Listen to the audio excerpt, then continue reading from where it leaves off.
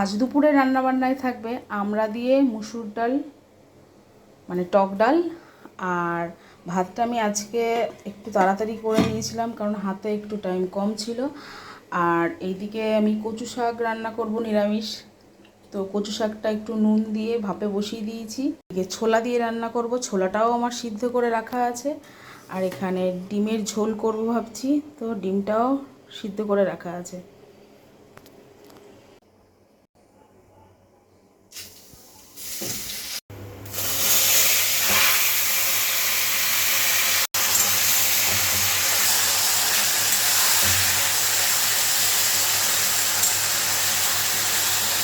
যেহেতু এটা নিরামিষ করব ছোলা দিয়ে, সেই জন্য আমি এর মধ্যে একটু আদা আর মৌরি, শুকনো লঙ্কা, তেজপাতা এগুলো ফোড়নে দিয়েছি।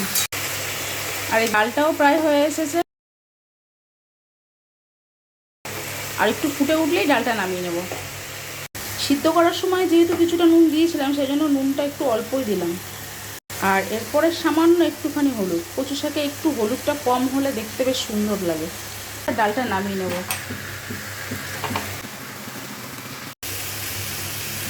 শাকটা খুব সুন্দর সিদ্ধ হয়ে এসছে, এরপরে আমি সিদ্ধ করা ছোলাগুলো দিয়ে দিলাম। ছোলাটা একটু বেশি দেবো কারণ ছোলাটা আমার ছেলে খুব পছন্দ করে।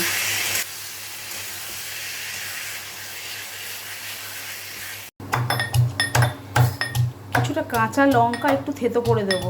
কচু শাকের মেন স্বাদ যেটায় খুলবে, সেই ভাজা মশলাটা যখন বানাবো তার মধ্যে দু একটা শুকনো লঙ্কা দিয়ে দেবো। আর এখন এই একটু কাঁচা লঙ্কা। কচু শাকটা খেতে ভীষণ ভালো লাগে, কচু যে কোনো আইটেম খেতে ভীষণ ভালো লাগে, কিন্তু গলা ধরার একটা ভয়ও থেকে যায়, যার জন্য ঝালটা না একটু বেশি দিই।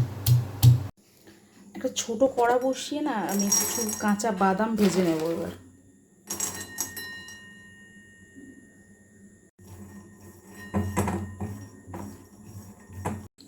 বাদামটা ভাজা হয়ে গেছে, নামিয়ে নিয়েছি। এরপরে দিয়ে দেবো দুটো শুকনো লঙ্কা আর অল্প একটুখানি জিরে, আর দিয়ে দেবো একটুখানি মৌরি।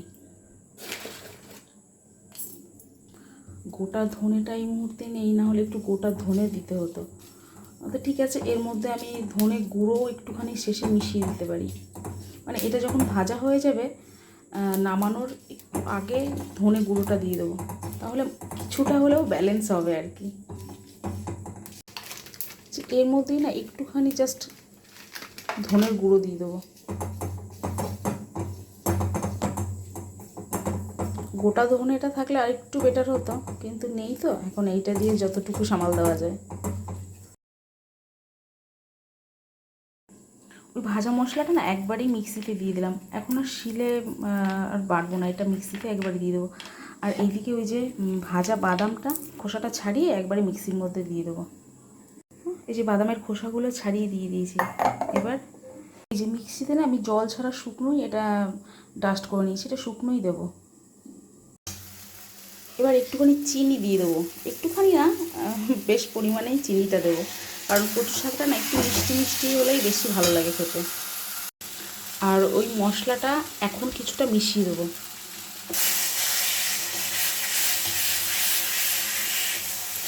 এখন ওই অর্ধেকটা মতন মিশিয়েছি, আর যে বাকিটুকু আছে সেটা না নামানোর পরে দেবো।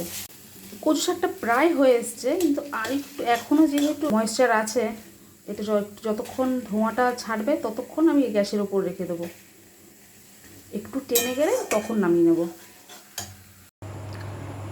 এরকম তো আমি নামিয়ে নিয়েছি। এবার এই ভাজা মশলাটাই এই ওপর থেকে একটু ছড়িয়ে দেবো। এই ভাজা মশলাটা রান্নার সময় তো দেওয়া হয়, কিন্তু ওপর দিয়ে যদি এরকম ছড়িয়ে দেওয়া হয় না, স্বাদটা একদমই অন্য রকম হয়ে যায়। আর আমার মনে হয় কচু শাকের আমার কাছে এইটাই বিশেষত্ব। তো রেডি আমার কচু শাক রান্না। এদিকে ডিমের ঝোলের জন্য আলু আর ডিমটাকে একবারে আমি নুন হলুদ মাখিয়ে নিয়েছি। আর এদিকে কড়াতে তেল দিয়ে দিয়েছি, তেলটা গরম হলে আলুগুলো আগে ভেজে নেব।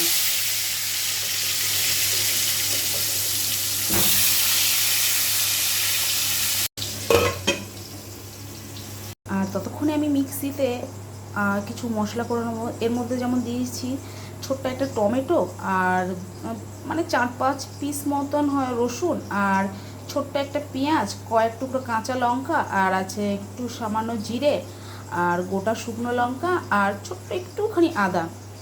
ব্যাস, এবার এগুলোকে একটু পেস্ট করে নিই। পেস্ট আমার রেডি। আর এদিকে আলু ভাজাও হয়ে এসছে, আলুটা একটু লাল লাল করে ভেজে নেব, কারণ এই চিকেনে, ডিমের ঝোলে, মাছের ঝোলে এগুলো না আলুটা একটু লাল লাল করে যদি ভেজে নেওয়া হয় স্বাদটাও খুব সুন্দর আসে। যে ডিমের গায়ে কিন্তু আমি একটু চিড়ে নিয়েছি।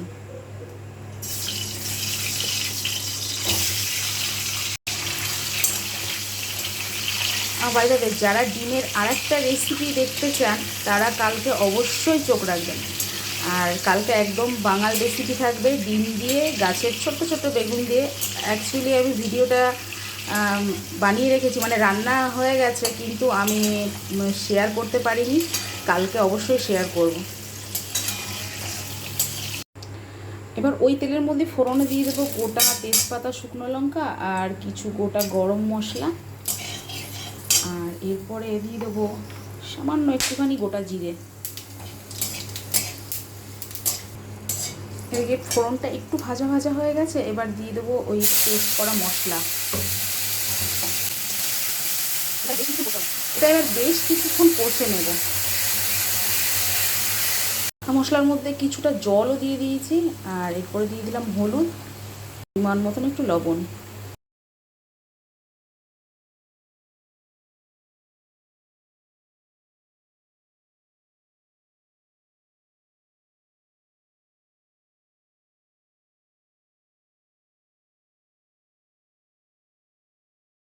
মশলার মধ্যে ভাজা আলু আর ভাজা ডিমটা দিয়ে এবার বেশ কিছুক্ষণ কষাবো, তারপরে জল দেবো।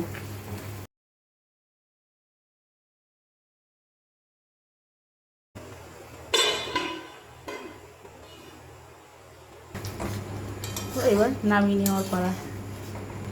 কালারটা কিন্তু খুব সুন্দর এসছে। আমার যেহেতু রান্নাঘরের কালারটা এই যে এইরকম, ফোনে অতটা সুন্দর আসে না যতটা সামনাসামনি দেখতে মনে হয়। তো আমার রান্না তো মোটামুটি সবই কমপ্লিট। এরপরে খাওয়া দাওয়ার পালা।